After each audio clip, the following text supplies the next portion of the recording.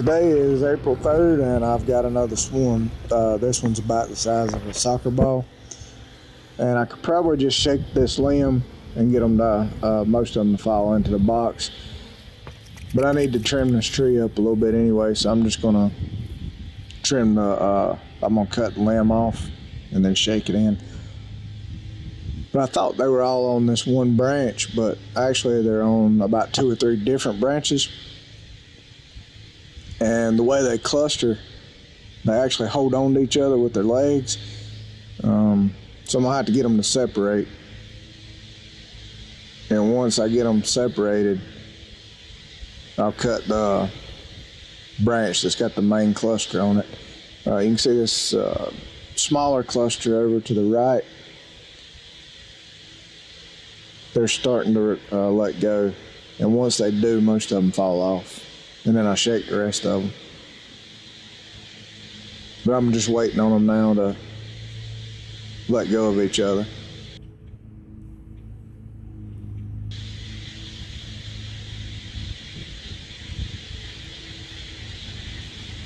And there they let go. All right, so now I'm just gonna cut this one branch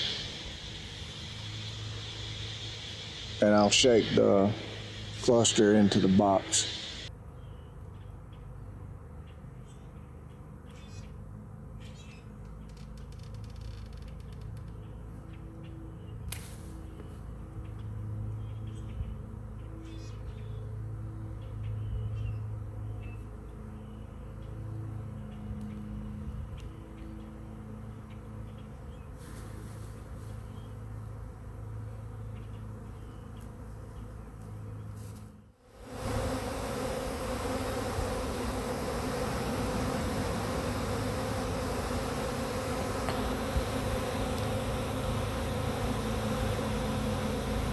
Listen to that sound.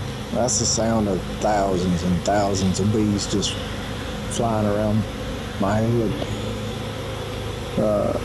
And here on the side of the box, you can see the ones that landed on the ground are already finding their way towards the box and climbing up the side of it. Because those bees are, see how they're fanning the pheromones, and those other bees are smelling it and it's attracting them to it.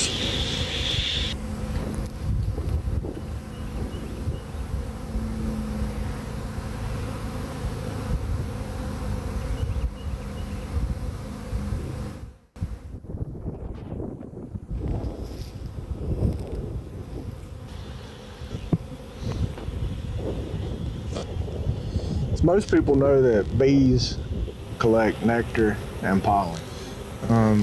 The nectar they bring back to the hive in their stomach, and the pollen they bring back on their back legs. Right there's 2 bees, one on the top rim, the other one just climbed up to the top.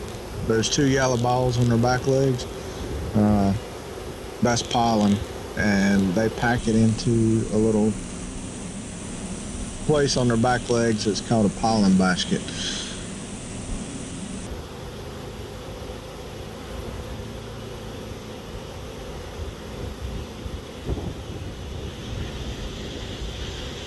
I'm getting ready to put the lid on this box, and I'm going to leave it here till tomorrow morning, and I'll come back before the sun comes up. I'll put it in a permanent place. Here I'm just kind of wiggling this lid back and forth. The pressure of it will get the bees to move out of the way so I don't mash them when I lay the lid down. So I'll just kind of move it back and forth until I don't feel bees under it anymore. There's one sneaking out there. But I'll put that down, make sure there's nothing under it, and we'll leave it here till in the morning. The other hive that I caught, or the other swarm that I caught the other day, let's go through it and I'll show you how they're doing. I think it's been about 3 days since 3 or 4 days since this swarm. And of course I hadn't checked on them yet, but today's a good day to do that. And if you'll notice here, I've put, there were 3 frames. It's the darker yellow colored ones. Those are out of the hive that they actually swarm from. They were already drawn out. And I think they tend to do better, and they tend to stay in a hive better if you already have some drone frames in there. I did put 2 new frames in. This first new frame here has got foundation. I put a piece of foundation in it, and you can see here they've drawn out probably not quite 50% of it. But down at the bottom you can see that's all new foundation, and there where the bees are clustering, you can see they've drawn out some honeycomb. And there's a lot of bees on this frame, but I don't think the queen is here. And that's what I'm doing. I'm looking through here to see if I can find the queen, or see if I can see any signs of the queen, see if she started laying yet. And with this, with the comb that's already drawn out from the previous hive, it gives her something to start laying in right away. She doesn't have to wait on them to draw anything out or to build any honeycomb. She's already got a place to start laying as soon as she gets settled in.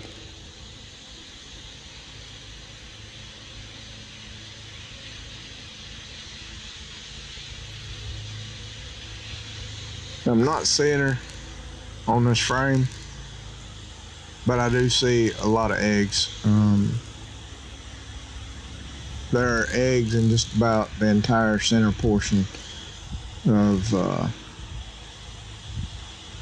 this comb. There's a spot down there in the corner. There's wires running through this foundation to help support it, and they've come out of the groove at the bottom. So I'm gonna fix that before I put this back, because they tend to, if there's a wave or an indentation in one frame, they tend to build each successive frame the same way. So if you have a wave like this in one, then the frame next to it will probably have a wave in it that's identical to this one.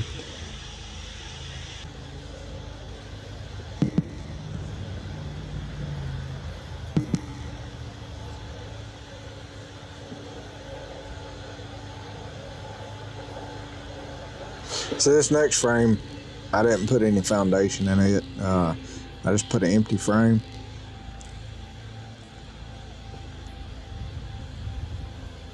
And it's amazing what they can do. It's just been a few days, and they've drawn out all this comb. When honeybees swarm, they take honey with them from the previous hive, and for a few days they're just in this mode, where they know they've got to build a new home, and they'll produce more wax in the few days after they swarm than they're going to produce any other time. They just go crazy. They, like I said, it's only been a couple days, and they've drawn out almost this whole frame.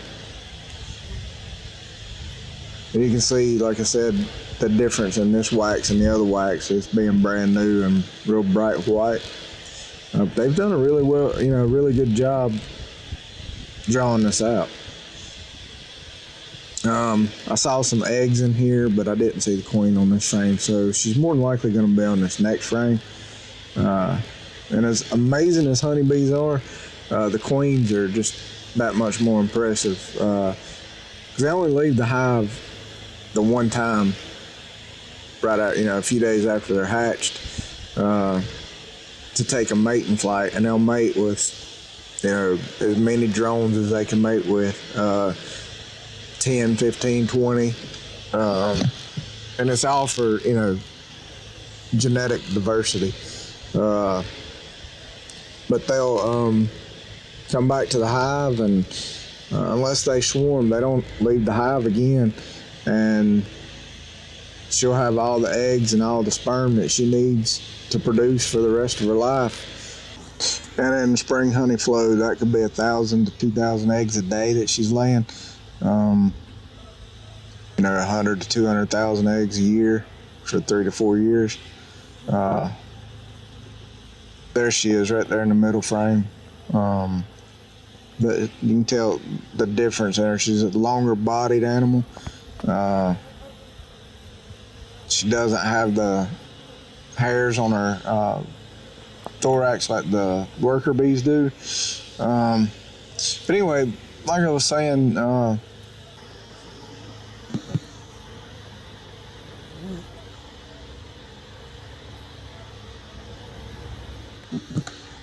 she fertilizes the eggs as she lays them. And except in the case of a drone, and a drone is produced from an unfertilized egg. Basically, a drone has a grandfather, but it doesn't have a father. Yeah, I know, that's kind of odd. But I'm going to put this hive back together, and I'll check on them again in 2 or 3 weeks, and I'll keep y'all up to date how this hive's doing. But I really appreciate y'all watching and listening this far. I appreciate it, and I'll talk to you later. Thanks.